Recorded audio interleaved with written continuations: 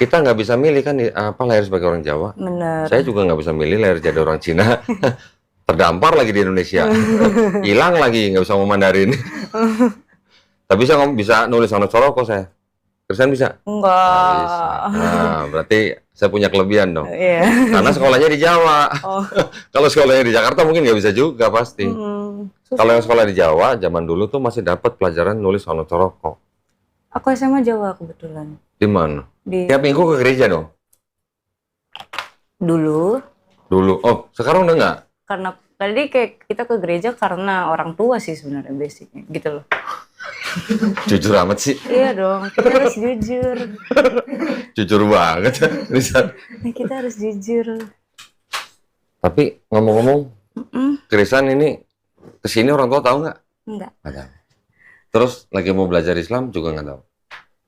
Wah, minggu lalu sempat ngomong kayak ada kemungkinan untuk pindah, aku bilang gitu. Oh, gitu. Cuman aku juga ada kemungkinan iya dan enggak juga gitu loh. Aku bilang gitu. Karena aku kan Tanggapan. masih nyari tahu, masih belajar. Aku Tanggapan belajar. orang tua gimana? Oh, mak, saya Hah? Emaknya mau pingsan? enggak. Oh, belum.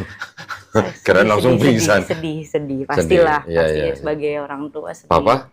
Udah meninggal. Oh, udah nggak ada. Oh, oke. Mama sendiri berarti ya? Mama tinggal sama kakak? Ya, kita masih bareng-bareng. Oh, semuanya? Oh, kakaknya dua-duanya belum ada yang merit? Ada satu baru merit Februari. Oh, oke. Pengantin baru dong ya? Tapi masih satu rumah, tapi dia istrinya di Cilacap, jauh, LDR. Serius? Beneran, aneh kan? Ngapain jauh-jauh amat Cilacap? Nggak tahu. Istrinya asli Cilacap? Iya, ketemu di Tasik, kan dia kuliah di Tasik, abang aku. Oh. Terus ketemu pas kuliah, baru nikah kemarin Februari. Istrinya orang Cilacap? Orang Tasik sana, Cilacap. Lah saya gedenya di Cilacap. Walah. Nah, kalau orang Cilacap bilangnya walah gitu. Cilacapnya di mana istrinya? Apa sih, Dayuh gitu. Dayuh. Nggak tahu. Aku baru sekali itu doang sana, bener Dayuh. dah. Belum pernah dengar. Dayuh. Dayuh gitu tulisannya. Jadi kayak pegunungannya gitu. Oh, bukan di kotanya. Bukan. Oh, Jadi kayak oke. pokoknya dari Tasik ke situ 2 jam pokoknya. Ya, bisa, iya sekitar 2 jam lah. Dari Banjar ya sekitar 2 jam. Iya, deket. Oh, udah pernah ke Cilacap? Iya, kemarin karena nikahan itu. Oh, nikahannya di sana? Oh, terus main kemana di Cilacap? Nggak main mana-mana. Ke Benteng Pendem nggak? Enggak. Orang Nggak ke Pantai Teluk Penyu? enggak. Oh. Oh ya, nggak enak aja. Itu kasus. Jangan kalau kasus. Ya nggak, bukan kasus Kalau sih. kasus nggak Maksudnya usah diceritain. dadakan gitu loh. Oh, dadakan. Info ini dadakan. Kakaknya sendiri tahu apa Kristen mau belajar Islam? Tahu. Gimana? Marah-marah? Enggak. Dijitak nggak? Enggak dong. Oh, enggak dong. Berarti Enggak sih, kakaknya sayang semua dong berarti ya? kayak ya udah hidupmu gitu. Oh, kayak oke. lebih gitu. Jadi aku bukan yang dekat banget sama kakak, enggak. Tapi kayak ya udah kamu udah gede, ya udah urus sendiri lah gitu. Kayak nanggung sendiri kalau Cuman kamu mamanya aja yang sedih ya? gitu. Udah dilahirin, digedein, disekolahin, Iya. dikasih makan, gedenya ninggalin agama orang tua gitu. Bener gak sih kalau bilang agama orang tua, bener gak kira-kira? Bener sih. Karena Oh, bener. agama turunan kan. Agama turunan. Agama turunan. Aku sih nganggapnya gitu sih. Kan kita lahir nggak bisa milih kan. Iya, bener. Kok tahu sih? Lahir gak usah milih. Itu di Islam punya pemikiran atau pemahaman begitu loh. Oh. Setiap manusia kan lahir nggak bisa milih mau jadi orang. Kamu ibunya suku apa? Jawa. Jawa mana? Imogiri. Imogiri, Bantul. Bantul. Oh, Jogja ya? Iya, Jogja. Jogja ya? Oh, Jawa. nah ya kan? Kita nggak bisa milih kan lahir sebagai orang Jawa. Bener. Saya juga nggak bisa milih lahir jadi orang Cina. Terdampar lagi di Indonesia. Hilang lagi, nggak bisa ngomong Mandarin. Tapi saya bisa nulis Sono Coroko saya. Kristen bisa? Enggak. Nggak bisa. Nah, berarti saya punya kelebihan dong. Iya. Karena sekolahnya di Jawa. Oh. Kalau sekolahnya di Jakarta mungkin nggak bisa juga pasti. Kalau yang sekolah di Jawa, zaman dulu tuh masih dapat pelajaran nulis Sono Coroko. Aku SMA Jawa kebetulan. Di mana? Di itu Kasihan Bantul, Jogja. Oh, di Bantul. Nggak diajarin? Sono Coroko? Diajarin tapi dapat nilai jelek. Pantes. Kan dari Iya, kecil iya. sampai SMP di sini, terus habis itu Oh. SMA ngejar musik di sana, terus balik lagi ke sini gitu. Ngajar musik? Ngejar Oh, ngejar. musik. Di sana kan ada musiknya kan, Heeh. SMA-nya. Heeh. Jadi aku ke situ. Sekarang kerjaannya berarti ngajar atau gimana? Lagi ngajar Ngajar musik musik. ke Jadi anak-anak? Iya kan. kemana aja. Iya, maksudnya yang di tempat kerjanya ini sekarang anak-anak yang datang ke situ atau Anak-anak private? yang datang, yang private juga ada satu. Oh, private juga Ibu-ibu. Ah, ibu-ibu belajar biola. Beneran ada. Ceritanya mau ngamen atau gimana? Hobi kayaknya. Hobi ya? Biola itu kan sebenarnya bukan alat musik semua orang ya? Iya. Ya. Itu kan istilahnya alat musik klasik gitu Iya, ya? klasik banget, bener. Mahal nggak sih biola? Enggak. Bisa berapa? Tergantung. Satu set itu bisa berapa? Kalau yang produk Cina 1 jutaan dapat. Oh, Cina. Itu ya maksudnya yang OC ya? OC. Oh, Cina. Ori Cina maksudnya. Original. Kalau yang dari barat, Amerika gitu? Eropa, biola-biola tua kita sebutannya tuh agak lumayan. Biasanya 10 ke atas 10 dibuka. juta lebih. Oh, oke. Dibuka 10 ke atas biasanya gitu. Yang lebih lagi juga ada? Oh, ada. Yang seharga motor, seharga rumah gitu ada? 500 juta ada. Hah? Berapa? 500 juta ada. Amit-amit. 500 juta mending beli mobil ya, dapat 2 ya. Beli apa tuh mobil yang kecil-kecil dapat 2 ya. Dapat 2 ya. Bener. Terus beda suaranya emang jauh emang? Iya, karena kualitas kayu. Oh, kayu. Nah, kayu tua. Ntar jangan-jangan yang biola 500 juta kayunya dari sini. Bisa jadi loh. Bisa ya? Bisa jadi loh. Mungkin Ya? bisa. Kayu di Indonesia kan Diimpor banyak ke sana. laku di luar negeri ya. Mm. Oke. Jadi ceritanya selama ini Krisan sudah nggak begitu taat gitu ke gereja? Karena ngikutin orang tua aja? Awalnya sih kan ya masih dari ya semenjak COVID deh hitungnya gitu. Oh, dari COVID COVID. kan kita online semua. Iya, iya. Nah, terus ada satu waktu kerasa COVID, waktu udah akhir-akhir aku boleh ke gereja kan. Mm-mm. Ya biasa Natal, Oh. Pasca gitu-gitu udah mulai bisa. Natal sama Pasca doang? Baru itu. Sebentar. Ini minumnya kok diumpetin sih? Jadi si mana? Sebentar, sorry mam. Ini taruh sini nih. Nggak apa-apa. Nah, taruh sini. Makasih. Aduh, ini cuma ada permen doang nih. Makasih banyak. Iya, kok nggak ada cemilan ya? Ini ada cemilan nih, mam. Wah, itu yang Hah? suka nyemil. Buka lah. Ya orang lagi direkam masa nyemil. Nggak cantik banget lagi direkam nyemil. Terus gimana ceritanya? Sekarang kok mau belajar Islam? Sebenarnya yang aku ceritain di DM itu sih aku bingung. Hah? Jadi ada momen kayak akhir tahun lalu, Heeh. aku dapat mimpi kan. Heeh. Dan mimpi beneran jadi kayak aku dapat tiket nih. Heeh. Terus habis itu dapat tiket pesawat gitu. Terus ke Mekah. Ush. Sumpah. Aku kaget. Terus Terus habis itu apa tiba-tiba umroh apa aja tuh? nggak tahu. Pokoknya dikasih tiket, aku ambil. Terus habis itu tiba-tiba udah nyampe tuh di masjid yang ada apa namanya Ka'bah. payung-payungnya itu. Oh, payung-payung Madinah, Masjid Nabawi. Udah sampai situ. Panik kan, terus kebangun. Kok panik? Panik lah. Panik mau ditangkap apa maksudnya? Karena kayak ya aku kan seorang Katolik nih, gitu kayak aku ke tanah suci kok ya belum gitu loh, iya. kasarannya gitu kan. Terus kayak Iya. kok tiba-tiba ke masjid ini gitu kan. Ini salah server apa gimana? Salah server. kayak biar mengurangi panik kan. Kayak bingung aku. Ini Enggak, maksudnya jangan-jangan yang ngasih tiket salah orang kali. Terus kayak aku nanya kan ke teman-temannya dia kan. Terus kayak temanmu ada nggak sih pernah mimpi kayak gitu kan.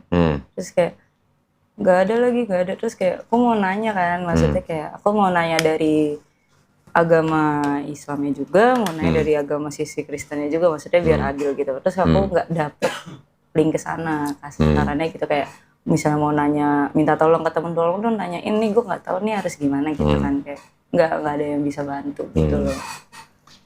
kalau nanya saya, kalau saya sih bukan ahli tafsir mimpi ya. Tapi kalau namanya mimpi ya memang bisa berarti hanya bunga tidur lah. Iya, Ya banyak yang bilang itu bunga tidur. Bener. Pikiran yang terpendam juga bisa keluarnya lewat mimpi, bisa juga.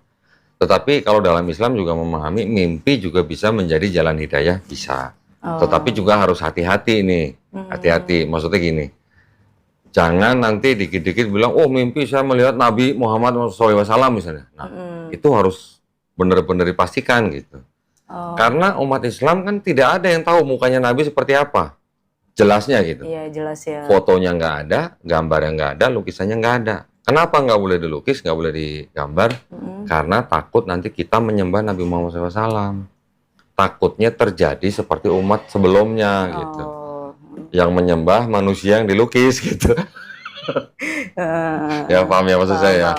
Jadi memang Nabi sendiri juga memang melarang melukis, menggambar dirinya supaya umat nanti setelah dia nggak ada takutnya menyembah beliau gitu. Ya. Di dalam Islam kita paham begini. Apa istilahnya? Jin atau iblis itu bisa menyerupai siapapun dalam mimpi. Iya. Oke. Tetapi dia tidak akan mampu menyerupai Nabi Muhammad SAW.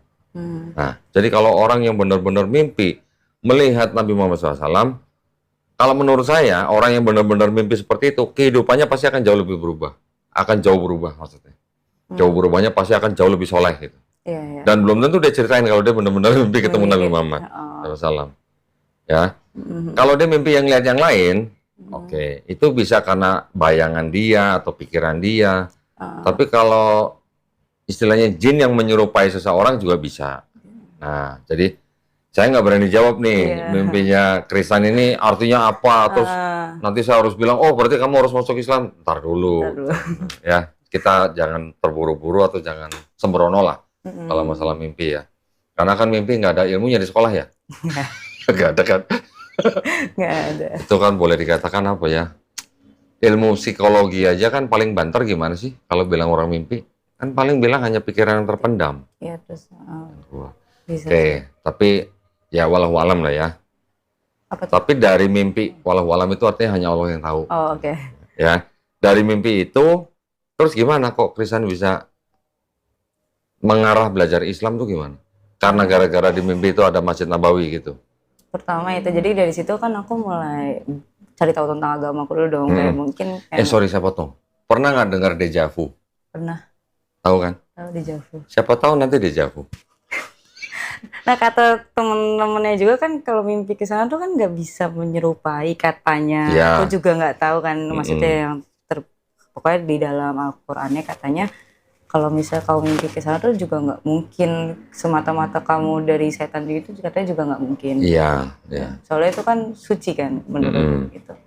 Jadi kayak mungkin terus habis itu kayak pokoknya intinya dari situ terus aku belajar lah, kayak belajar agamaku dulu, ngedalamin agama. Mungkin aku disuruh ngedalamin terus kayak pas ngedalamin kok malah makin banyak pertanyaan yang tadinya aku nggak tahu gitu. Boleh. Nah, sekarang mau tanya. Iya, itu. Silakan. Mau tanya.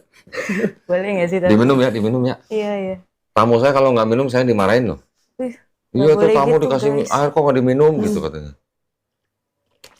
Gitu kan. Mam, diminum mam.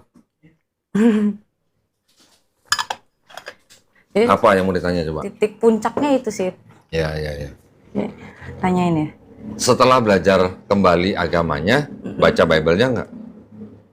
Nggak baca Bible, siapa aku baca buku. Oh, baca buku. Baca buku terus kayak. Tapi sebelum mempelajari ulang agamanya, Krisan kan sudah paham di agama Krisan itu ada konsep ketuhanannya. Bener. Ada konsep keselamatannya, ya kan? Udah paham bener? Gak tau lagi. Coba. Aku nggak tahu lagi. Kan pasti paham Tritunggal dong, atau Trinitas. Trinitasnya itu malah jadi pertanyaan aku. Apa yang mau ditanya coba? Kayak. Anggap aja gua pastor. Waduh. Nanti akhir-akhir gue bilang imani saja gue gitu. Banyak lagi.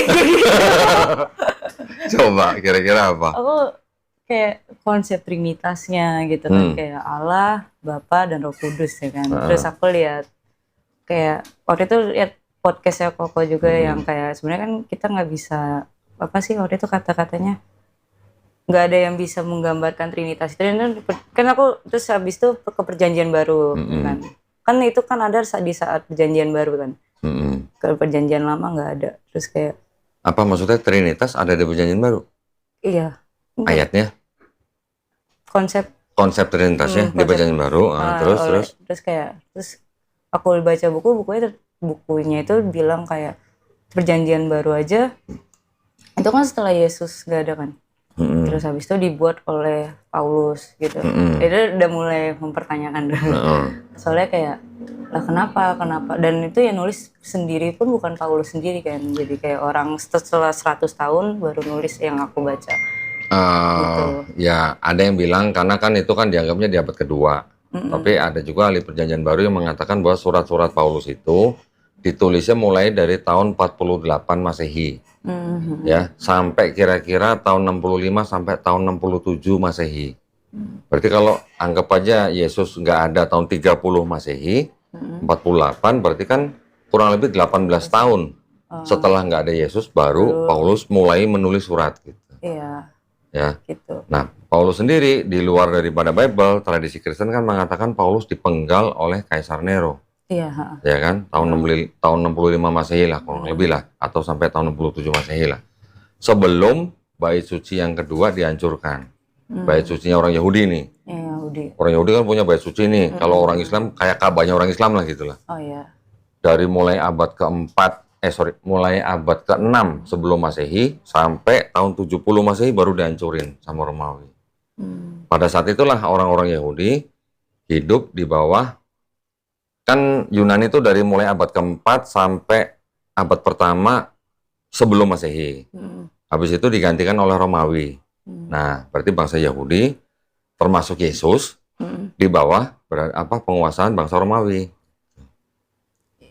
Setelah dianggap Yesus nggak ada, barulah Paulus menulis. Paulus kan nulis ada berapa? 13 surat ya? 13. Iya. 13. Ada satu lagi yang dianggap sebagai surat Paulus, yaitu Ibrani. Itu tidak diketahui siapa yang nulis.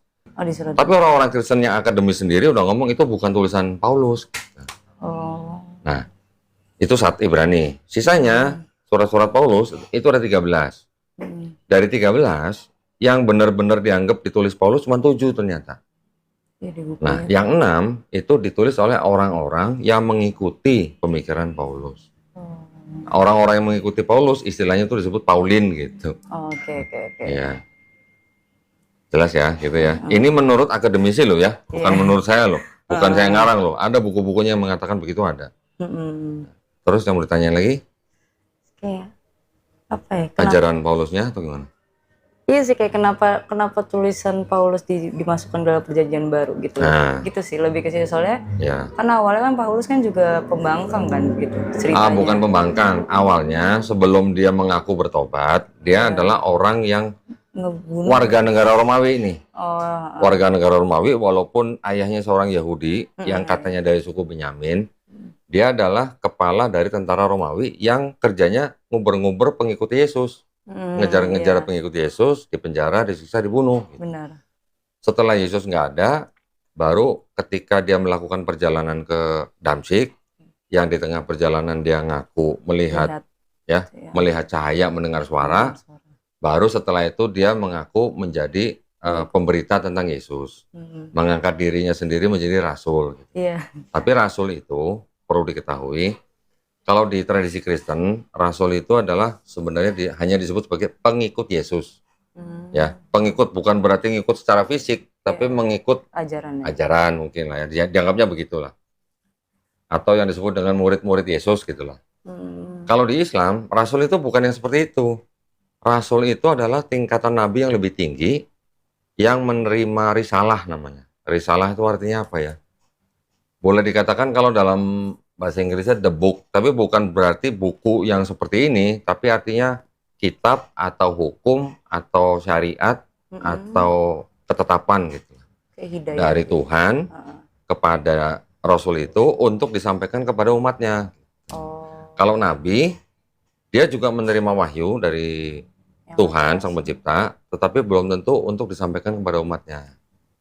Tapi kalau Rasul, jelas dia terima, dia harus sampaikan. Kalau Nabi itu nggak harus berarti? Nggak harus menyampaikan kepada kaumnya gitu. Bisa aja dia hanya menerima untuk diri dia sendiri. Bertahu. Nah, karena ada istilah-istilah yang sama antara Bible dengan Quran, makanya kadang-kadang pemahaman orang yang dari antara kedua belah pihak ini kadang masih agak rancu. Orang-orang Islam memahami, oh di Kristen kok ada namanya Rasul, oh berarti seperti Rasul dalam Islam gitu mungkin. Ternyata bukan, artinya nggak seperti itu. Oke. Nah, terus kalau tadi ngomongin Paulus kan kalau menurut Kristen nih, ajaran Paulus sama nggak dengan ajaran Yesus kira-kira? Yang sudah dibaca. Itu bahasanya agak beda lagi. Bedanya di mana kira-kira? Ingat nggak? Sebentar. Agak beda tuh. Pertama dia yang di buku yang aku baca dia kan emang konsepkan trinitasnya itu, padahal kalau yang aku baca di buku yang aku baca ya. Terus kayak padahal terus apa lagi ya? Bingung juga sih. Gini, ini saya rangkumin ya. Ada tokoh Paulus. Paulus ini kan menulis surat-surat. Ada dianggap 13 surat. Mungkin Paulus sendiri juga nggak nyangka kalau surat dia juga jadi kitab suci gitu. Mungkin ya. Bisa jadi. Ya, karena kan itu hanya surat-surat dia kepada jemaat-jemaat di Kolose, Roma, Galatia dan segala macam kan. Dia hanya menulis surat untuk artinya apa? Ada yang untuk menegur, ada yang untuk menguatkan, ada yang untuk menghibur gitulah ya dengan ajaran-ajaran dia. Mungkin juga dia nggak berpikir bahwa surat dia bakal jadi kitab suci. Nah, tapi yang jelas dia mengangkat dirinya sebagai rasul untuk apa? Untuk orang-orang non-Yahudi. Ya, jadi ini kan ada sebuah bangsa Yahudi yang waktu itu masih di bawah penguasaan bangsa Romawi. Untuk orang-orang Yahudi, Paulus bilang kalian harus tetap hidup di bawah hukum Taurat. Ya, karena kaum Yahudi kan mengikuti hukum Taurat yang diterima oleh Musa. Sedangkan Paulus, dia ingin mengabarkan berita tentang Yesus ini kepada orang-orang yang non-Yahudi. Orang non-Yahudi ini yang disebut dengan Goyim dalam bahasa Ibrani-nya. Ya. Jadi kalau orang bangsa Yahudi kan merasa mereka adalah bangsa pilihan gitu. Kalau orang di luar non-Yahudi, orang Yahudi itu punya istilah Goyim. Dan tingkatan orang-orang yang di luar bangsa Yahudi itu bisa disamakan dengan seperti istilah binatang gitu. Ya, bisa disebut anjing atau babi. Tingkatannya seperti itu tingkatannya. Ya. Makanya ada ayat-ayat nanti yang semacam kayak gini. Aku diutus hanya untuk domba-domba yang tersesat dari bangsa Israel. Oh iya. Pernah dengar kan? Pernah dengar. Nah, nanti aku tidak memberikan makanan ini selain kepada anak-anak, maksudnya bangsa Israel, bukan kepada dan tidak melemparkannya kepada anjing. Gitu. Anjing itu maksudnya bangsa di luar Yahudi. Istilahnya gitu. Ya mungkin kedengarannya kasar gitu, tapi sebenarnya itu adalah istilah zaman dulu. Istilah zaman dulunya ya. gitu. Yang diajarkan si Paulus ini kepada orang-orang yang non-Yahudi ini ternyata gini. Jadi kalau orang-orang Yahudi harus tetap hidup di bawah hukum Taurat, untuk orang-orang Goyim ya itu tidak harus hidup di bawah hukum Taurat. Jadi tidak harus mengikuti hukum Taurat. Yahudi. Kalau di hukum Taurat nggak boleh makan babi kan? Iya. Sunat segala macam kan? Iya. Ada bersujud, wudhu dan segala macam. Pokoknya tradisi yang kalau diperhatikan itu mirip dengan Islam. Ya. Tetapi yang Paulus ajarkan kepada orang-orang Goyim ini, karena Yesus sudah mati di atas kayu salib, itu untuk menebus dosa kalian gitu. Termasuk dosa Krisan. Bilangnya kan begitu. Karena Yesus sudah mati di atas kayu salib, maka kalian tidak perlu hidup di bawah hukum Taurat. Itu perbedaannya. Nah, ya. Yesus nyuruh orang-orang Israel atau Yahudi, bilangnya apa? Ikutilah ajaran orang-orang Farisi. Orang-orang Farisi itu dianggap telah menduduki kursi Musa. Gitu. Artinya menduduki kursi Musa itu sudah memegang wewenang untuk mengajarkan Taurat yang diturunkan kepada Nabi Musa. Oke, jadi Yesus bilang kepada orang-orang bangsa Yahudi, kamu harus mengikuti ajaran orang Farisi. Yaitu apa? Yaitu hukum Taurat. Gitu. Tapi kamu tidak perlu mengikuti perbuatan mereka gitu. Karena mereka orang yang mengajarkan tapi tidak melakukan. Jadi orang-orang Farisi di mata Yesus di Bible itu disebut sebagai orang-orang munafik gitu loh. Nah, ya. Sedangkan Paulus mengajarkan pada Goyim ini tidak perlu hidup di bawah hukum Taurat karena dosa kamu sudah ditebus oleh Yesus di atas kayu salib. Kenapa ada dosa yang harus ditebus? Karena ada dosa waris katanya. Iya, dosa. Pernah dengar dong? Iya. Dosa yang diperbuat oleh Adam dan Hawa yang menjalar kepada setiap manusia. Jadi setiap bayi yang lahir menurut Paulus sudah bawa dosa waris. Nah itu yang berbeda antara ajaran Paulus dan Yesus. Jadi Paulus bilang, jadi kamu nggak perlu sunat. Iya. Ya, nggak perlu sunat seperti orang Yahudi itu. Bahkan dibilang kalau kamu sunat, matinya Yesus di atas kayu salib itu nggak ada gunanya buat kamu. Sampai ada perkataan begitu. Ada di bukunya. Ya ada di sini semua ada. Tetapi Ini menurut saya nih ya. Heeh. Memang di surat-surat Paulus kan Paulus menyebut Allah itu Bapa. Allah ini dalam istilah bahasa Indonesia ya. Iya. Kalau dalam bahasa Yunani-nya Theos. Oh yang Kalau menyebut Yesus istilahnya Kurios. Di terjemahan ke bahasa Indonesia jadi Tuhan. Oh yang debat itu, oke. Nah, Iya. sekarang Kristen tahu nggak bedanya Tuhan sama Allah dalam bahasa Indonesia apa? Tuhan dan Allah. Tuhan, Allah, bedanya apa tahu nggak? Nggak tahu. Karena memang sebenarnya Tuhannya sama. enggak, kalau orang Kristen memandang itu sama. Bedanya Iya. hanya yang satu di surga, satu di bumi gitu. Iya deh. Ya. Tapi kalau dalam bahasa Indonesia itu beda. Tuhan di dalam kamus besar bahasa Indonesia itu artinya sesembahan, yang disembah. Okay. Konotasinya kepada yang Maha Pencipta. Tapi kalau Allah yang tertulis di Bible ini, menurut KBBI itu adalah nama Tuhan dalam bahasa Arab. Nah loh. Jadi kalau saya nanya Imam, Mam, nama Tuhan lu siapa? Siapa? Nama Tuhan lu siapa? Tuh, dia jawabnya gampang. Allah. Allah dan Allah itu sama, hanya pengucapannya sedikit. Kalau di Islam gampang ditanya nama Tuhan lu siapa? Allah. Tapi kalau di Kristen, di Bible, ada sebutan Allah untuk Bapa, ada sebutan Tuhan untuk Yesus. Tuhan yang Yesus ini juga disembah. Gitu. Nah itu. Nah, berarti selama ini kan Kristen menyembah Yesus sebagai Tuhan kan? Iya. Menyembah Bapa juga kan? Iya, Bapa juga. Nah, kalau tanya ke pastor atau Romo, Allah Bapa dan Tuhan Yesus itu ya satu hakikat gitu. Iya banyak. Benar kan? Benar. Roh Kudus juga satu hakikat. Jadi bukan 3 Tuhan tapi 1 Tuhan. Tapi konsepnya bingung. Bingung. Kenapa bingung? Karena nggak masuk logika manusia. Karena konsep itu sebenarnya adalah konsep yang sudah ribuan tahun sebelum ada Yesus pun sudah ada. Udah. Diteruskan oleh Kristen sampai ke zaman sekarang. Sampai bapak-bapak gereja awal sendiri mengatakan bahwa tidak ada yang bisa menjelaskan Trinitas secara gamblang. Ya. Karena itu adalah misteri. Gitu. Jadi makanya itu bingung aku. Tuhannya Kristen berarti Tuhan misteri dong berarti. 3 loh padahal. AC-nya kok nggak di ini sebentar. Siapa nyetel 27 nih?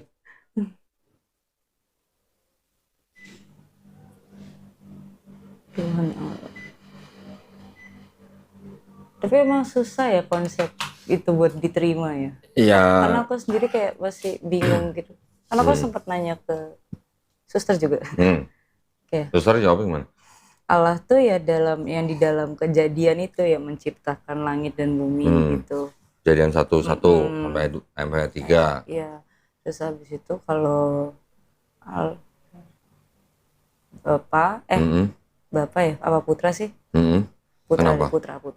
Putra itu. Putra bapak nih. Putra itu jadi Yesus sendiri. Jadi yang digambarkan. Nah Roh Kudus itu katanya jadi kayak dia nganggapnya tuh kayak baca dulu. Aku boleh buka nggak sih? Imam mau kopi nggak? Benar. Bikinin kopi deh. Hai. Mana ya? Aku nyatet. Kenapa nih? Oh, Roh Kudus manusia biar Roh Kudus bukan manusia. Maksudnya Roh Kudus itu biar manusia bisa merasakan kehadiran Allah Bapa gitu loh. Dijelasinnya tuh gitu. Tapi kayak kayak malah bukannya menenangkan deh, malah mempertanyakan lagi aku gitu. Nah, udah pernah tanya ke Romo belum? Belum lagi. Dapetnya ke suster aja itu jawaban terus suster jawabnya gimana? Jawabnya gitu. Jawaban susternya. Jawaban suster gimana? Pokoknya kalau Allah Bapa menciptakan segalanya gitu kan. Lalu dia mengutus Yesus gitu dan dia menyebutkan juga kalau Yesus itu 100% manusia dan 100% Allah di situ. Nah, terus Roh Kudusnya itu yaitu biar manusia itu bisa merasakan kehadiran Allahnya. Kayak gitu. Karena Kristen memahami atau percaya bahwa Yesus itu ya Bapa itu ya Yesus. Tetapi beda pribadi ya. Kan Bapa bukan Yesus bukan Roh Kudus bukan Bapa, tapi ketiganya adalah Tuhan. Itu konsep Trinitas. Berarti aku boleh nanya nggak sih? Terus kan waktu Yesus disalib kan dia bilang kan Allah kenapa Eli. Iya Eli Lama sabatani ya. Terus kayak jadi mikir ke situ dong. Kalau dalam konsep Kristen mereka mengatakan bahwa yang berteriak itu adalah sisi kemanusiaannya gitu. Bisa gitu. Tanya dong pendetanya, aku tanya saya. Kan jadi, pas dia jelasin jadi aku mikir ke situ kan lah. Yesus kan disalib terus habis itu ditulis di dalam Alkitab juga kan kalau Eli sabatani gitu.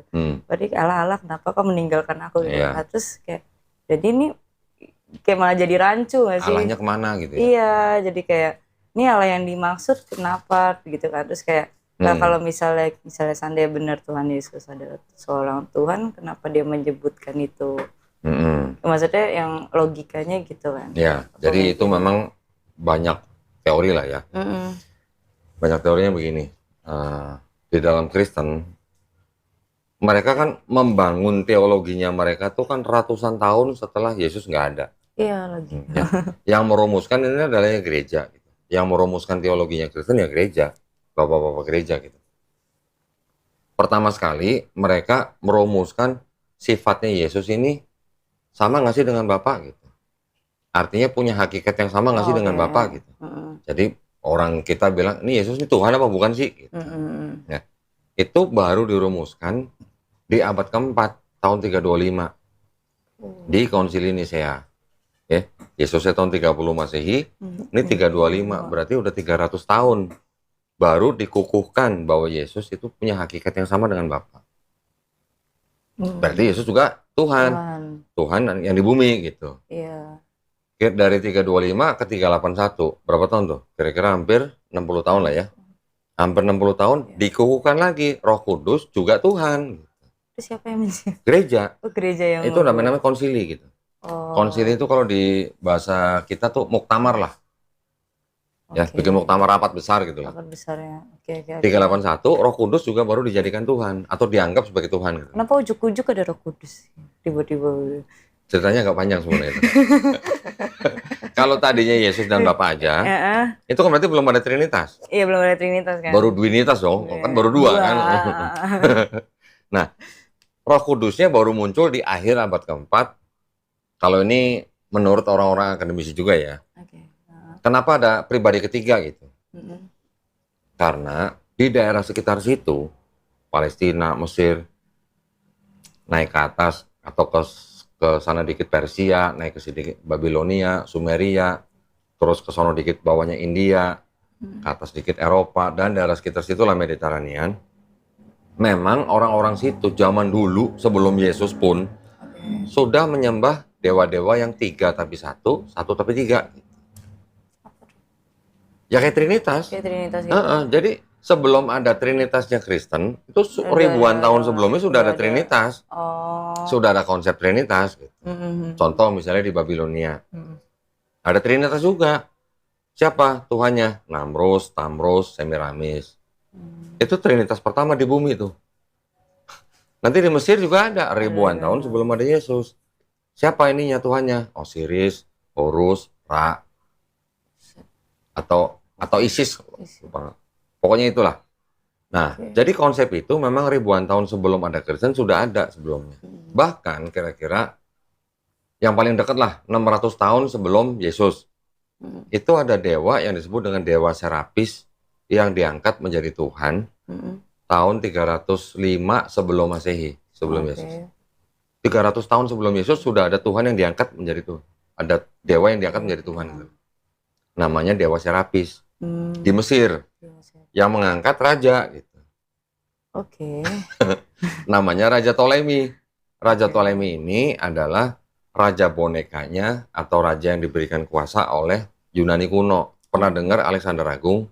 Iya, pernah. Nah, Alexander Agung kan cukup sangat populer lah sebagai pembuat strategi perang yang paling hebat gitu lah ya. Karena kan dia masih sangat muda, umur 20 tahunan, sudah bisa menguasai daerah segitu gedenya. Sampai ke Persia gitu.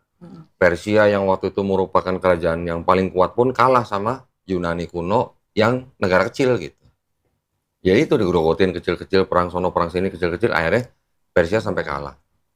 Ketika daerah situ semua dikuasain oleh Yunani, timbullah era Helenisme. Helenisme. Pernah dengar? Belum. Dewi Helen? Eli? Dewi Helen pernah dengar? Belum. Dewa Zeus pernah dengar? Oh ya. Tahu dong. Tahu. Kalau Hercules pasti tahu. Udah lihat di. Nah, itu Hercules, Perseus. Itu adalah anak-anak Dewa Zeus yang dianggap Dewa Zeus itu adalah dewa yang paling tinggi. Bisa punya anak dari manusia yang menjadi setengah manusia, setengah dewa. Nah, bedanya apa sama Yesus? Nah, itu. Tapi suster juga bilang gitu loh, Yesus setengah manusia, setengah Memang. Allah. Oke, kayak jadi gimana sih nih gitu. Nah, oke. Tadi Trinitas kan baru final di 381. Konsili Konstantinopel namanya. Kalau yang 325 Konsili Nikea namanya. Setelah itu kira-kira 50 tahun setelah Konsili Konstantinopel bikin lagi konsili namanya Konsili Efesus. Menetapkan Bunda Maria sebagai bunda penghantar Tuhan ke bumi. Ya, Jadi kan. Bunda Maria adalah sosok yang sangat dihormati di dalam Kristen. Karena apa? Karena ada orang-orang Kristen pada saat itu yang menyembah Maria sebagai Tuhan. Oh, gitu. Jadi orang zaman dulu, bahkan pada zaman Yesus sekalipun, itu memang mudah sekali menuhankan orang sebagai dewa gitu. Udah kamu jadi Tuhan, ya, nunjukin gitu. Dewa lah, dewa. Ada contohnya nih begini. Ini contoh yang gampang, Mat. Siapa? Mati sebentar. Kisah para rasul apa ya? Iya, kisah para rasul sebentar. Pernah dengar apa Paulus dan Barnabas kan, tahu kan? Mereka sedang menyembuhkan orang. Ketika orang itu sembuh, orang-orang yang melihat Paulus menyembuhkan orang itu, Paulus dan Barnabas langsung disebut sebagai dewa. Kayak pernah dengar deh. Barnabas disebut sebagai Zeus, Paulus disebut sebagai Hermes, dewa Hermes. Nah gitu. Jadi orang-orang pada zaman itu memang masih sangat kental dengan mudah sekali menuhankan manusia. Jadi kalau manusia punya kelebihan, dia bisa menyembuhkan orang atau dia bisa bikin sesuatu yang di luar akal mereka. Oh ini dewa nih. Gitu. Dewa-dewa lagi turun gitu. Itu memang kepercayaan saat itu. Pada saat itu di daerah itu. Kayak gitu kan, lingkungannya. Iya. Oke. Jadi yang berasal dari Yunani kuno nih turun sampai ke daerah-daerah namanya daerah Mediteranian. Orang-orang jadi mudah menuhankan tuh orang yang punya kelebihan tertentu. 431. Ini yang saya omongin nanti boleh dicek di buku-buku Katolik. Bener apa enggak yang saya omongin? Ya, tadi 381 Konsili Efesus. Nah, yang paling penting nanti di Konsili 451 di Kalsedon. Nanti bisa dilihat di rekaman videonya, tenang aja. Ya, makanya direkam. Biar nggak nulis gitu. Biar nggak lupa. 451 di Kalsedon, gereja waktu itu merumuskan apa? Yesus itu punya duinatur. Duinatur itu artinya bersifat ganda. Sifat ganda artinya sepenuhnya manusia, sepenuhnya Tuhan. Gitu. Jadi pada waktu Yesus di bumi, dia sepenuhnya manusia, dia juga sepenuhnya Tuhan. Nah, itu makanya yang dijawab sama susternya mungkin. Susternya pasti jawab, Yesus itu manusia juga, Tuhan juga. Tetapi kalau kita pikir dengan apa ya? Kan ada yang nyebut gini, Yesus duduk di sebelah kanan Allah. Jadi nggak make sense juga nggak sih? Gini, kalau gereja bisa menjawab begini. Yang disebut dengan Yesus duduk di sebelah kanan Bapa itu bisa diartikan atau artinya tuh bukan berarti kalimat harfiah. Bukan kalimat sebenarnya, tapi kalimat kiasan gitu. Bisa diartikan Yesus duduk di sebelah kanan Bapa tuh artinya Yesus sudah menerima kuasa yang penuh dari Bapa. Berarti Bapaknya beda. Bisa begitu. Tapi tetap gereja akan bilang bahwa itu tetap satu entitas, satu Tuhan. Bukan dua Tuhan duduk berjejeran gitu, bukan. Orang gereja bilang begitu.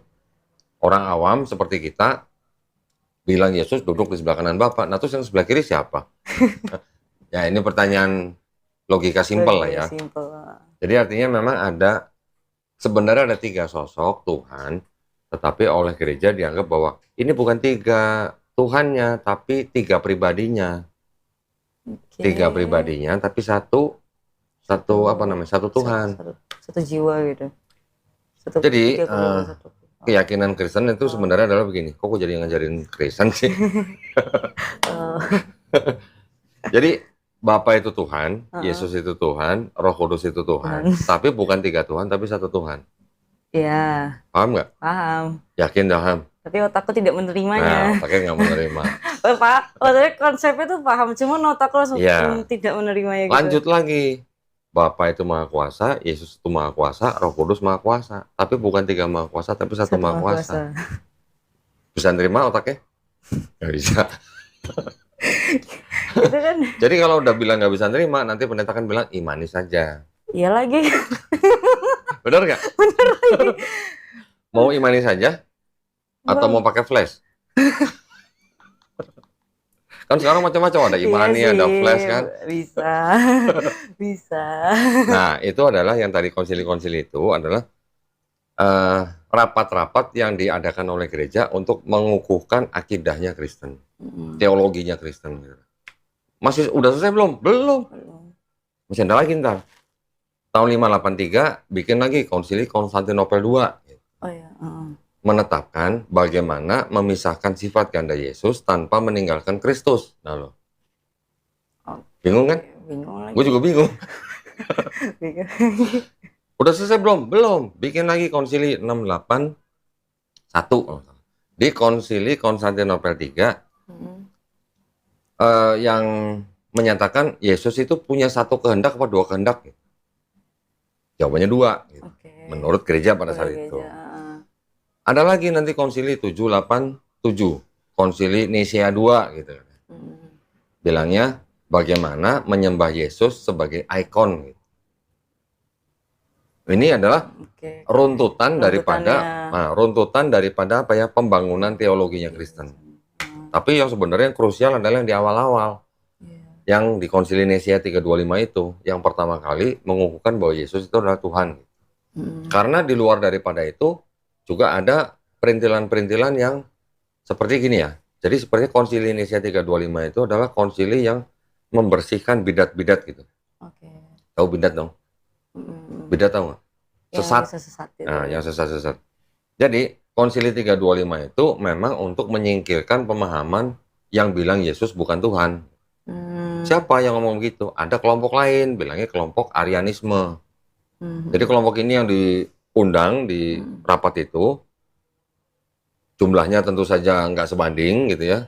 Yang percaya Yesus Tuhan jauh lebih banyak, yang tidak percaya Yesus Tuhan jauh lebih sedikit. Akhirnya ditetapkan Yesus adalah Tuhan. Nah, yang kelompok sedikit ini, yang Arianisme ini, yang diciptakan oleh orang bernama Arius, pengikutnya akhirnya dipersekusi, di penjara, disiksa, dibuang, diungsikan gitulah. Ariusnya sendiri selamat sebelum konsili 381 baru dia meninggal.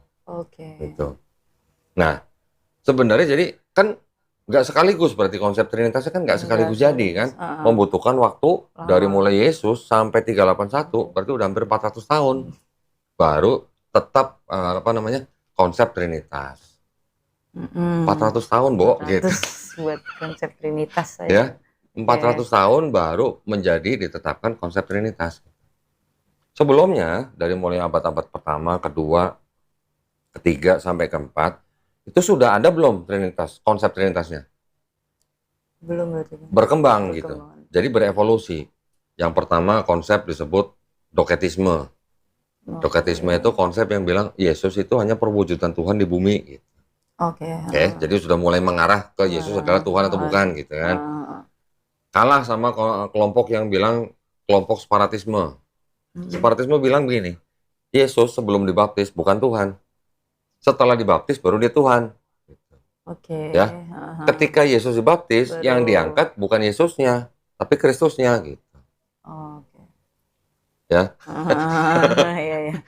Kelompok ini kalah lagi sama kelompok yang namanya modalisme. Modalisme ini bilang Bapa itu ya Yesus, Yesus itu ya Bapa. Gitu. Jadi satu pribadi, bukan 3 pribadi. Baru dengar kali? Iya, baru dengar itu. Baru dengar. Jadi ada Kristen yang begitu, dan sampai sekarang masih ada Kristen yang begitu. Oh ya? Masih ada. Gerejanya terpisah dari gereja-gereja Kristen yang lain. Artinya Kristen yang begini ada tapi tidak banyak. Ya. Modalisme ini bertahan cukup lama. baru sampai akhirnya kalah sama kelompok yang dibilang Trinitarianisme. Trinitarianisme ini yang percaya Tritunggal atau Trinitas itu. Istilah Trinitas sendiri itu sudah timbul di abad kedua sebenarnya oleh seorang apa ya namanya pemuka agama namanya Tertullianus. Dia malah dari Mesir. Dia bilang Bapa, Yesus, Roh Kudus itu adalah 3 pribadi yang berbeda, tetapi ketiganya tidak setara gitu. Oh ya. Ya, jadi Yesus tidak lebih tinggi dari Bapa. Gitu. Ketika di Konsili Nicea yang 325 itu dikoreksi. Yesus setara sama Bapa gitu. Jadi 3-3 ini setara. Gitu. Jadi ada konsep teologi yang berkembang gitu loh. Bisa berubah. Tergantung daripada Bapak Gereja siapa yang ngomong gitu. Sampai akhirnya ditetapkan dalam sebuah rapat besar. Yang difiksin yang itu. Yang ditetapkan itu yang menjadi akidah gereja. Gitu. Untuk dilaksanakan apa sebagaimana mestinya gitulah. Ya. Paham. Itu sejarahnya teologinya Trinitas. Tetapi kalau mau dibalik, sebenarnya ada nggak sih ajaran Trinitas dalam Bible? Kalau kata Trinitasnya nggak ada, ya kata Trinitas. Tapi ada nggak ajaran Trinitas dalam Bible? Nah ini beda gereja, beda pendapat. Karena beda Bible juga beda ayat. Ada yang beda ayat nih. Saya kasih lihat nih ya. Jago bahasa Inggris nggak? Jago ya pasti ya? Enggak. Hah? Masa? Enggak jago lagi. Harusnya jago dong. Bisa dikit. Masa main musik nggak bisa bahasa Inggris? Nih. 1 Yohanes 5 ayat 7. Coba dicek bahasa Inggrisnya gimana bunyinya.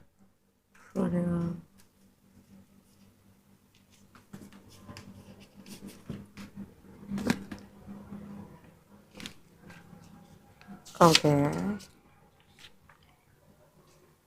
Apa nih? Apa coba bacain ayat 7? Aduh, jelek nggak apa-apa. For they are the three who bear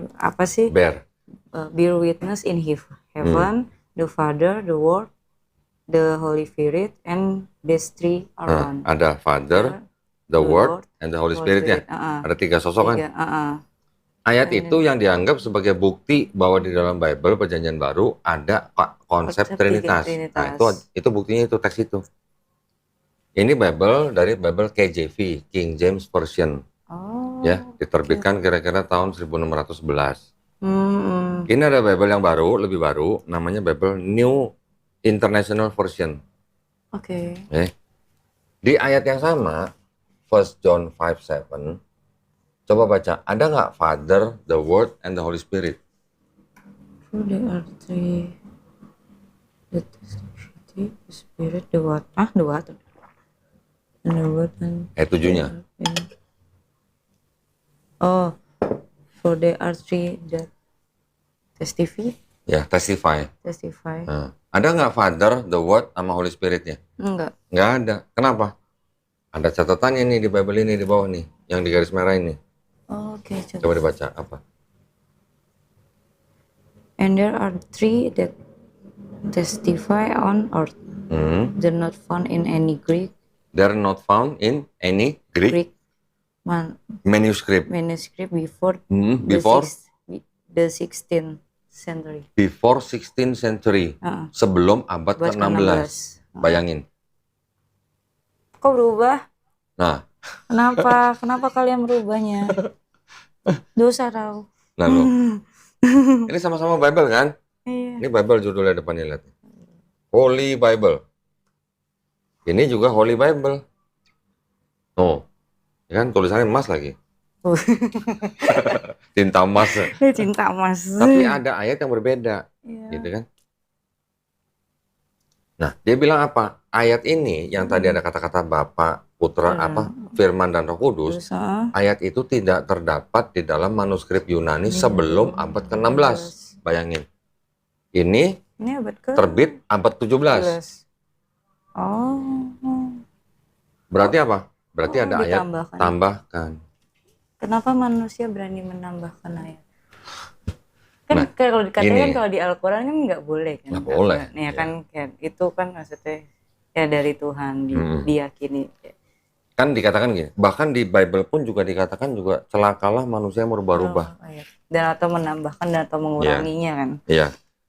Jadi kalau sekelompok orang yang sedang membangun sebuah institusi atau agama, terus kemudian ada kekurangan-kekurangan teologi yang ternyata di kitab suci yang nggak ada, apa yang mau dilakukan? Ya ditambahkan. Itu. Teologinya. Gitu. Teologinya. Ya. Katolik kan? Pusing. Katolik kan? Udah lihat video saya ngasih lihat ini belum? Udah. Udah. Mau baca sendiri? Itu yang hilang ya? Hilang apa? Kitab yang iya bukan ya? Yang kitab yang hilang tuh apa sih? Hilang. Ada ayat yang apa sih? Ayat yang hilang. Apa sih? Iya. Apa sih? Tuh gue jadi panik. Kok panik? Mau dikejar-kejar Satpol PP apa? Maaf. Baca aja sendiri lah ya. Nanti bisa ngomong sama mamanya. Waduh. Ini apa? Oh, benar. Kitab suci. Katolik. Ini apa? Tidak untuk diperdagangkan. Pernah baca ini berarti? Nggak pernah. Belum. Ini Bible khusus untuk calon pastor. Oh, seminari itu gitu ya. Nah, ini ya.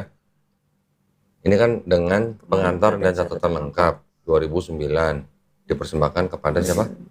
Umat Katolik Indonesia Oleh siapa? oleh Direktorat Jenderal Bimbingan Masyarakat Katolik Departemen Agama Republik Indonesia. Resmi nggak kira-kira? Resmi dong. Resmi dong. Resmi dong. Saya bukain. Ayat yang tadi, yang 1 Yohanes 5 ayat 7. Nih, ayat 7 nih. Baca. Sebab ada 3 yang memberi kesaksian di dalam surga, Bapa, Firman, dan Roh Kudus. Dan ketiganya adalah 1. Terus sampai kata di bumi. Oke. Dan ada 3 yang memberi kesaksian di bumi. Nah, ada keterangannya di bawah nih. Ayat 7 sampai 8 dari mulai kata di dalam surga sampai di bumi. Keterangannya apa? Bagian ayat ini tidak terdapat dalam naskah-naskah Yunani yang paling tua dan tidak pula dalam terjemahan-terjemahan kuno, bahkan tidak dalam naskah-naskah paling baik dari Vulgata. Vulgata itu apa ya? Vulgata itu Bible dalam bahasa Latin. Oh, oke. Baca lagi. Terus? Bagian ini kiranya asli sebuah catatan di pinggir halaman, salah satu naskah terjemahan Latin yang kemudian disisipkan ke dalam naskah-naskah oleh penyalin dan akhirnya bahkan disisipkan ke dalam beberapa naskah Yunani. Karenanya bagian ini pasti tidak asli. Apa? Pasti? Tidak asli. Tidak asli itu apa? Palsu. Nah, itu yang ngomong kan bukan saya. Jahat nih. Kok jahat? Nih baca, perhatiin. Ayat ini kiranya aslinya itu berarti kan sebelumnya. Sebenarnya adalah sebuah apa? Catatan di pinggir halaman. Terus yang kemudian apa? Disisipkan. Ini ayat. Ini ada catatan disisipkan ke dalam ayat. Jadi catatan menjadi ayat, naik pangkat gitu. Bisa gitu. Aku bisa gitu. Keren juga. Keren dong. Umat-umat ini. Nah, berarti kan keren dong, ayat bisa naik pangkat jadi ayat, catatan bisa naik pangkat jadi ayat. Catatan itu adalah kan bisa juga pemikiran daripada si penyalin atau pemikiran daripada gereja. Atau yang bacanya juga bisa. Yang gereja yang mempunyai paham Trinitas. Jadi pemikiran agama itu disisipkan ke dalam ayat sehingga menjadi ayat kitab suci. Individu. Pemikiran agama yang dijadikan agama. Jadi Trinitas itu sebenarnya boleh dikatakan atau disebut sebagai pemikiran agama. Oke. Yang dijadikan agama. Gitu. Padahal Yesus sendiri tidak menyuruh. Yesus sendiri tidak pernah mengajarkan Trinitas. Gitu. Sekarang kalau memang benar, ini kalau kata susternya atau kata romonya, apa namanya, bahwa Bapa, Yesus, dan Roh Kudus itu bukan 3 Tuhan tapi 1 Tuhan gitu. Ya, 1 hakikat gitu. 1 hakikat. Pernah baca dong Yesus waktu dibaptis? Iya. Ya. Yesusnya di mana? Di sungai kan? Di sungai. Ada turun apa? Burung merpati. Roh Kudus kan? Dalam bentuk burung merpati. Terus ada suara dari atasnya, inilah anakku yang kukasihi kan? Iya, benar. Ada suara di langit, ada burung merpati, Roh Kudus, ada Yesus di sungai. Gimana bilang itu 1 gitu loh. Kalau itu 3-3-nya muncul bersamaan gitu. Nah itu. Nah itu. ke situ. Hah? Gue juga mikir. Nah, sebenarnya dengan logika yang simple, kan nggak masuk akal kalau dibilang satu kan nggak masuk akal orang tiga-tiganya muncul bareng gitu di loh. satu waktu. Kecuali kalau cuman yang bisa dilihat orang hanya Yesus, dibilang bahwa Yesus itu penjelmaan Bapa di bumi, orang tidak bisa melihat Bapa, tidak bisa melihat Roh Kudus, mungkin masih bisa menerima dengan memaksa sedikit lah ya, dengan logika sekarang. Tapi kalau muncul bersamaan, gimana bilang satu? Tetap aja gini, soalnya gini, Kristen ya, tetap aja gini. Kalau membayangkan Yesus, yang terbayang apa? Laki-laki, umur 30-an, rambutnya gondrong kayak Kristen gitu kan? Iya. Ya dong? Bener. Berewokan, hidung agak mancung, agak bengkok, mata biru. Nggak tahu. Oke. Pernah nonton filmnya dong? Pernah. Bayangan orang-orang Kristen terhadap Yesus kan seperti itu. Jadinya kayak gitu. Ketika membayangkan Bapa, seperti apa? Nggak. Apakah sama seperti Yesus? Enggak. Tidak kan? Seperti apa kira-kira? Cahaya. Cahaya. Terus, ada lagi yang lain? Udah sih itu doang. Itu aja. Ada yang mencoba melukis ya sosok daripada Bapak ini menjadi seperti apa? Menjadi seorang kakek yang sangat tua, jenggotnya sangat panjang. Digambarkan seperti itu gitu loh. Jadi di dalam pikiran manusia apa yang disebut Bapak ya seperti itu. Karena dianggapnya namanya Bapak kan pasti lebih tua. Ya secara logika benar sih. Iya kan? Yesusnya masih muda nih. Umur 30-an nih, tegap, ganteng katanya kan. Bapaknya lebih tua. Nah, terus Roh Kudus gimana? Bayangin apa? Paling dari ayat-ayat itu tadi yang menggambarkan turun sebagai burung merpati, orang Kristen menggambarkan Roh Kudus seperti burung merpati. Iya dong? Iya. Paling banter begitu. Paling banter. Apakah kira-kira Tuhan bisa dibayangkan?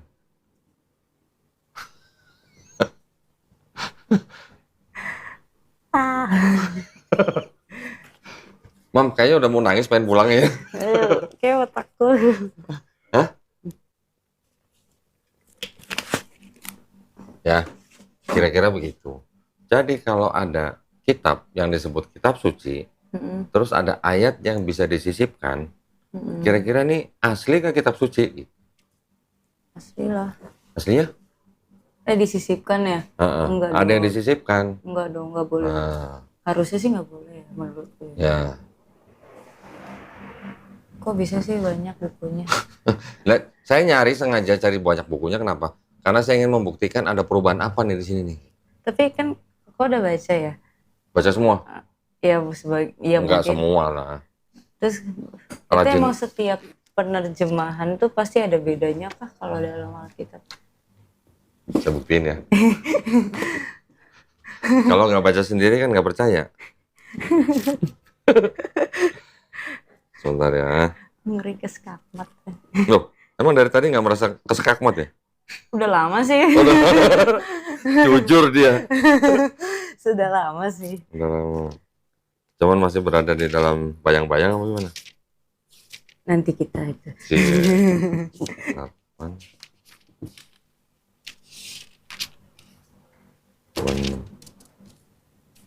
Dua aja.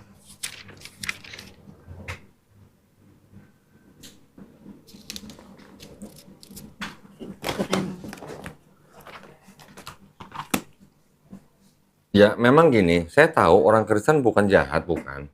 Orang Kristen banyak yang baik, sangat banyak yang baik. Keluarga besar saya juga masih Kristen. Cuma mereka nggak tahu yang gini-ginian gitu loh. Ya kan? Ya mereka kan taunya hanya ke gereja, nyanyi-nyanyi gitu kan. Doa, mendoakan orang, membantu orang. Menyebar kasih. Gitu kan. Udah, that's it. Menyebar sembako gitu. 8, 22 tahun. Oh, berarti yang ditawarin.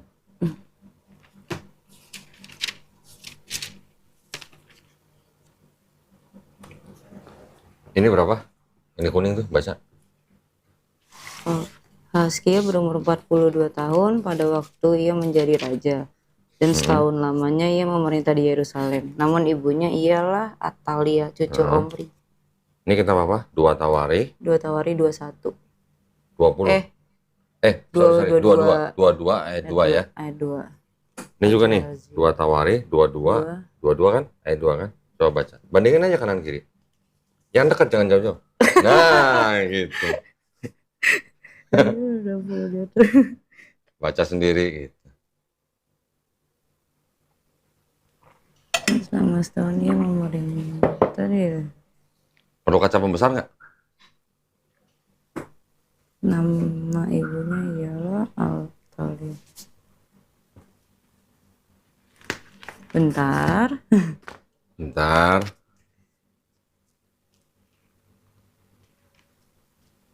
Lah, Kok lah? Dia sendiri yang bilang lah.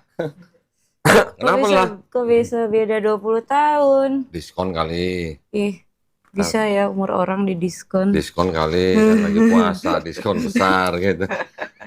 Beda 20 tahun loh, gila. Nah, kok gila? Siapa yang gila? Ini apa? Loh, ini sama yang nerbitin. Nih. Siapa yang nerbitin nih? Lembaga? Alkitab Indonesia. Ini siapa? Lembaga? Alkitab Indonesia. Ini tahun 74, ini tahun 2003. 2023. Oh, dia udah berpikir positif, mungkin dia salah ngetik. Itu yang ngomong ya, bukan saya. Tapi gila 20 tahun loh. Selisihnya? Ini 140, 120. Berarti diskon 50% dong itu? Oh, iya. Lagi diskon gede dong berarti. Iya lagi. Coba dibaca dong, dibaca. Yang mana? Yang tadi, yang dikuningin tadi. Tadi ayat apa? Ini. Ini yang tunggu, yang ini dulu, yang dibaca yang TB1 nih. 22. Selebihnya sih sama. Iya. Tapi kenapa bisa begitu gitu kan? Iya. Kenapa guys? Nah, baca ini dulu terus ini. Tadinya 42 jadi berapa? 22. Iya 22. Jadi lebih mudah dong. Iya lagi. Bisa Mungkin, gitu mungkin ya? minum obat-obat muda kali. Wede. Parah. Beda kenal ya. Baca dong gitu. Yang ini ya. Asia berumur 42 tahun pada waktu itu. Terus? Ia menjadi raja dan setahun lamanya ia memerintah di Yerusalem. Ibunya siapa? Nama ibunya ialah Atalia, cucu Omri. Yang satu lagi, Azia berumur 22 tahun. Pada waktu menjadi raja. Ibunya sama nggak Atalia? Jangan-jangan ibunya beda. Sama nih, sama. Nama Sama ibunya Atalia, cucu Omri sama. Cucu Omri juga sama. Cucu Omri juga sama. Berarti orangnya sama dong, Asia dong. Asianya sama. Karena kan judulnya sama, 2 Tawarikh, 22 ayat 2 kan. Benar. 2 Tawari 22 itu. Ini kenapa Asianya beda umur ya? Ini jawabannya dari sini nih.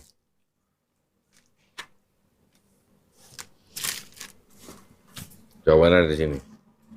Ini namanya Study Bible MacArthur. Oke. Ya, kita buka 2 Tawarikh. Udah mulai semangat nih. 2 Tawarikh. Karena kita nggak bisa dapat 22 ayat 2. 2 Tawarikh. Nah ini. Yang ini yang beredar sampai sekarang. Ini masih dipakai sama gereja. Dipakai. Ini baru terbit tahun kemarin. Lah. Nah ini. Gak ada yang nyadar apa? Apa? Gak ada yang nyadar kah? Ada yang nyadar. Diam-diam aja. Ih, Orang Bekasi bilang diam-diam baik. diam baik. Ini kan sama kan ayat ini? Iya. Second Chronicle 22 verse 2 kan. Asia apa? Azia was 42 years old when he become king. Dari teman, karena sering lihat teman sholat, sering lihat teman Saya ngaji. pergi dari rumah, saya udah bulatkan hati untuk masuk ke